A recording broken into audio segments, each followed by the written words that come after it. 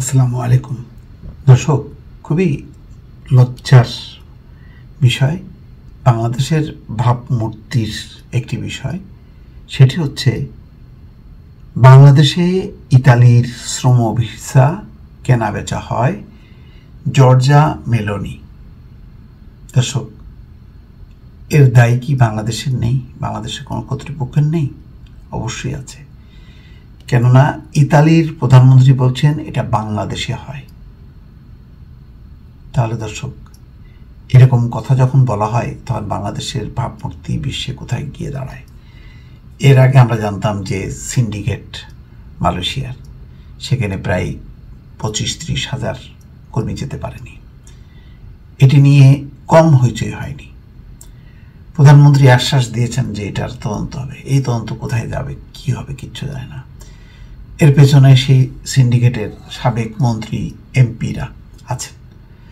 সবাই রাঘব বোয়াল। কে ব্যবস্থা নেবে? বহু শ্রমিক একেবারে বঞ্চিত হয়েছে, পথে বসেছে, হুঁশ হয়নি। বাংলাদেশের এই সিন্ডিকেটের কথা আন্তর্জাতিকভাবে মোটামুটি স্বীকৃতি। জাতিসংঘ পর্যন্ত তদন্ত করবে, এরকম কথার রেশ ডাফুরাতেই এর মধ্যেই একেবারে মন্ত্রিসভার বৈঠকে এই ইতালির প্রধানমন্ত্রী এই কথা বলছেন। অথচ ইতালির একটা বিশাল শ্রমবাজার ছিল। কৃষি শ্রমিক হিসেবে বহু মানুষের একটা বৈধভাবে আসার সুযোগ ছিল। ইতালির প্রধানমন্ত্রীর এই বক্তব্যের পর বাংলাদেশিদের আর ইতালির ভিসা পাওয়া কোন পর্যায়ে যাবে দর্শক আমি জানি না, বন্ধ হবে কি হবে না। কিন্তু এই বক্তব্যটাই প্রমাণ করে যে বাংলাদেশের ব্যাপারে তাদের খুব নেগেটিভ একটা অ্যাটিটিউড। অর্থাৎ যেই সুযোগটা তারা দিয়েছে যে কৃষি শ্রমিক হিসাবে বাংলাদেশ থেকে লোক আসতে পারবে, সেই ভিসা নিয়ে কেনা বেচা হয়েছে বাংলাদেশে। ইতালির প্রধানমন্ত্রী জানালেন, দেশটিতে ইউরোপীয় ইউনিয়নের বাইরে থেকে আসা কর্মীদের সবচেয়ে বড় অংশ আসে বাংলাদেশ থেকে। ইতালির শ্রম ভিসা নিয়ে দুর্নীতির বিরুদ্ধে কঠোর ব্যবস্থা নেওয়ার হুঁশিয়ারিও দিয়েছেন জর্জা মেলোনি। মঙ্গলবার ইতালির মন্ত্রিসভায় এক বৈঠকের পর প্রকাশিত এক ভিডিও বার্তায় তিনি বলেন, কূটনীতিকেরা বাংলাদেশের শ্রম ভিসা কেনাবেচার বিষয়টি তুলে ধরেছেন। দেশটিতে এক একটি ভিসা 15,000 ইউরো, প্রায় 18 লাখ টাকা করে বিক্রি হয় বলে জানিয়েছেন তারা। ইতালির ভিসা ব্যবস্থায় থাকা ফাঁকফোকর কাজে লাগিয়ে বিদেশি কর্মীদের অবৈধভাবে দেশটিতে পাচার করছে অপরাধী চক্র। মাফিয়া বিরোধী প্রসিকিউটরের এই নিয়ে তদন্ত করা উচিত বলে মনে করেন প্রধানমন্ত্রী জর্জা মেলোনি। তিনি বলেন, অভিবাসন ইস্যুতে কঠোর অবস্থানের অংশ হিসেবে তার সরকার বিভিন্ন ব্যবস্থা গ্রহণ করেছে। পাশাপাশি ক্রমবর্ধমান শ্রম ঘাটতি পূরণের অংশ হিসেবেও নানা ব্যবস্থা গ্রহণ করেছে।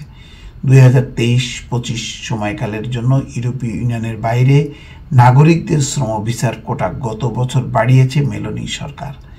এখন এই কোটা 4,52,000। আগের 3 বছরের তুলনায় এই সংখ্যা 150% বেশি।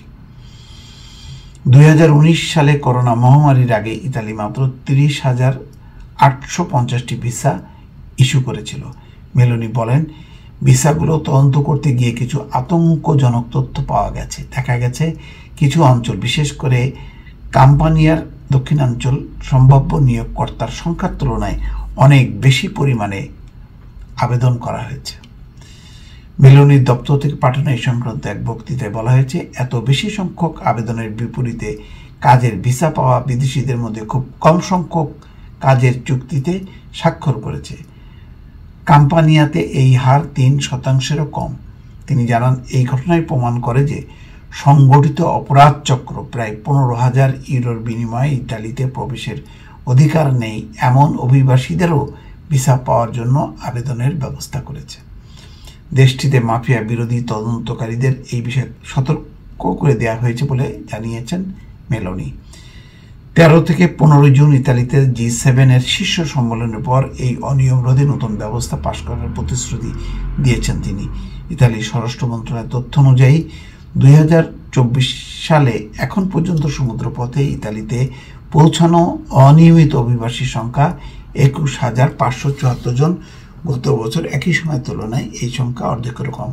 তার মানে ওটা ইউরোপে বাংলাদেশের কর্মীদের আসাটা যেমন কঠিন হয়ে পড়বে, তেমনি যারা অবৈধভাবে আছে বিভিন্ন প্রান্তে তাদের বৈধতা পাওয়ার প্রায় অনিশ্চিত।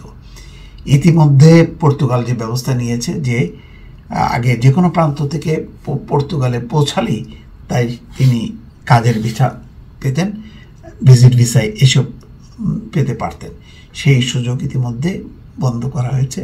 41টা নতুন আইন প্রবর্তন করা হয়েছে। ফলে পর্তুগালের এই ব্যবস্থা বন্ধ হওয়া মানে সারা ইউরোপের বিভিন্ন প্রান্ত থেকে বাংলাদেশিরা যেখানে আসতেন সেটাও বন্ধ। তারপরে ইতালির যেই কৃষি শ্রমিকদের ভিসা নিয়ে যে কাণ্ড, ইতিমধ্যে মানে ইতালির যে বাংলাদেশ মিশন তারা হিমশিম খাচ্ছে, মাসের পর মাস আটকে রেখেছে সেই মানে ভিসাগুলো পরীক্ষা করার জন্য।